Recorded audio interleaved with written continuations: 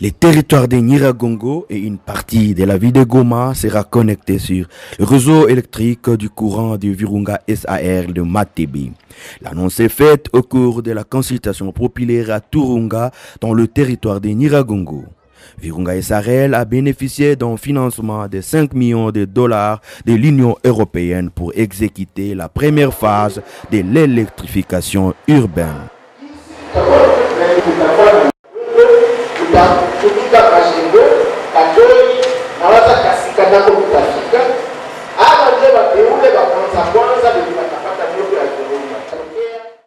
Cette consultation consistait à recueillir les avis de la population de Nyiragongo et ses environs pour élucider les impacts qu'ils pourraient avoir sur le plan environnemental et social. Virunga SARL est en train de faire un atelier de restitution et une consultation publique. Dans les normes de produire l'étude d'impact environnemental et social, il y a obligatoirement cette étape de consultation du public et de restitution au public. Parce que actuellement, la loi sur l'environnement, spécialement la loi qui porte protection relative à l'environnement, exige que la réalisation d'un projet fasse participer les parties prenantes, connaît les points de vue de la population bénéficiaire de ce projet. Je suis venu pour voir exactement si Virunga SARL a répondu aux normes exigées. Et au fait, l'Agence congolaise de l'environnement, c'est l'établissement public de l'État congolais qui évalue et qui approuve toutes les études d'impact environnemental et social dans tous les domaines. C'est depuis le 15 septembre 2015 que le gouvernement provincial du Nord Kivu a octroyé à la société Virunga SARL la cession de distribution d'électricité dans la ville de Goma, qui sera répartie entre la société Virunga SAR et d'autres opérateurs, notamment la SNEL et la SOCODE. Et c'est là, dans le respect de la loi. Le gouvernement provincial a déjà signé, disons, une concession, celle de Virunga SARL, et la signature de la concession de la société SOCODE est sur la table de l'autorité provinciale pour c'est-à-dire la loi n'a pas limité le nombre d'opérateurs dans les périmètres. À son article 19, la loi donne la liberté au client de se choisir un opérateur de son périmètre. Et c'est là même l'expression même de la concurrence. Par rapport au service rendu, à la qualité du service, le client a le droit de se choisir un opérateur. Ça, c'est d'abord une chose. Mais pour éviter des chevauchements, des foisonnements des lignes, la loi a aussi mis en place une autorité de régulation qui va vérifier le respect des normes par les opérateurs opérant dans un même périmètre.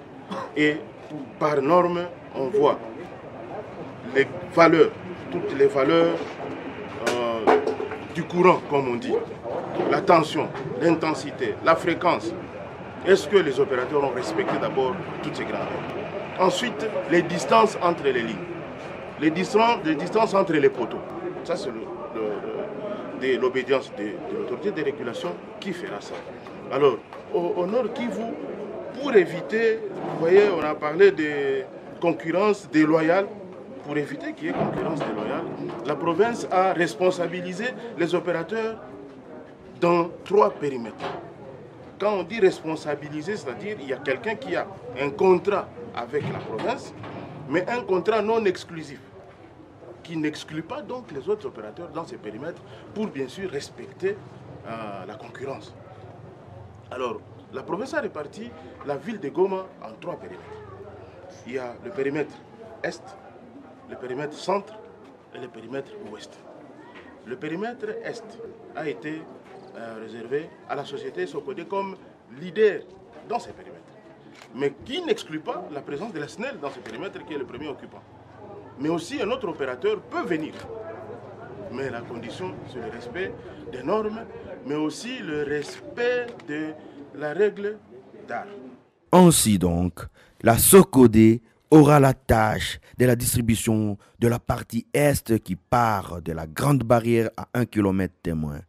Et de là commence le périmètre de la SNEL qui ira jusqu'à la terminus Katindo ULPGL qui est le débit du périmètre de la société Virunga SARL. La concession de distribution que nous avons obtenue dans des quartiers de Karisimbi et des quartiers de la commune de Goma.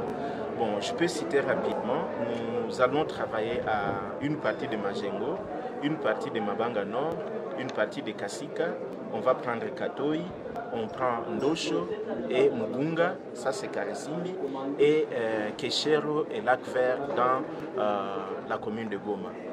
Bon, les autres périmètres, c'est des périmètres qui sont réservés à SOCODE et à la SNEL.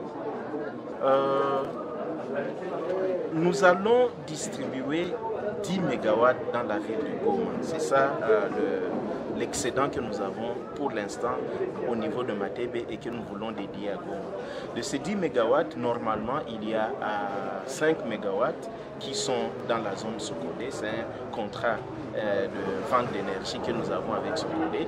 Et il y a 5 MW supplémentaires que nous allons distribuer dans le périmètre qui nous a été concédé. Nous allons développer le projet en 3 phases. La première phase va commencer d'ici décembre. Nous avons déjà commencé la reconnaissance du terrain et nous sommes en train d'acheminer le matériel et donc nous sommes prêts à pouvoir commencer déjà à partir du mois de décembre 2018. Ce projet a été salué par la population riveraine du parc de Virunga, mais aussi de la ville de Goma. Celle-ci demande au gouvernement d'allègements fiscaux en faveur de la société Virunga SARL pour permettre l'accès à la population à cette énergie électrique. Comme l'indique ici tour à tour Faustin Zabaya, président de la coordination de la jeunesse de Nyiragongo, et Djouma Kangali, chef adjoint du quartier Katoi. Nous attendons l'éclairage, parce qu'avec l'éclairage, ça va diminuer l'insécurité dans nos entités. Vous savez que quand il y a l'obscurité, ça permet aux criminels d'opérer avec quiétude. Mais une fois qu'il y a la lumière, nous espérons que ça va réduire et ça va permettre peut-être à la population de vaquer aux occupations sans avoir crainte de passer sur la voie publique là où il y a la lumière. De notre part, c'est nous là qui sommes à bras ouverts parce que vous savez que nous avons besoin d'énergie dans notre vie parce que l'éclairage, c'est un besoin primaire. Et quand on a l'éclairage dans la ville, on peut entreprendre beaucoup de choses. Car c'est un offre de soulagement pour le territoire de Nyiragongo qui, depuis son existence, n'a jamais été électrifié. Et comme aujourd'hui nous serons électrifiés par les courants de Virunga SARL, vraiment c'est un offre de soulagement. Et par le fait que ça va créer des emplois pour les jeunes, et ça va contribuer aussi dans la lutte contre l'insécurité dans le territoire de Nyiragongo.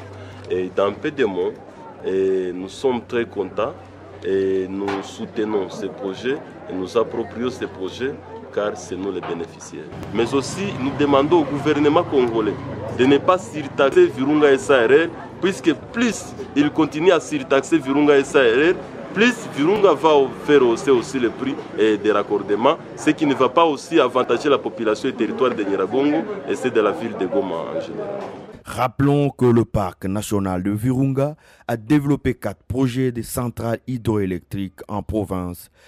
C'est dans le cadre du patrimoine public-privé pour l'entité congolaise pour la conservation de la nature et de la société Virunga Énergie pour promouvoir le développement autour du parc, mais aussi réduire la pression humaine sur les ressources forestières du parc national de Virunga.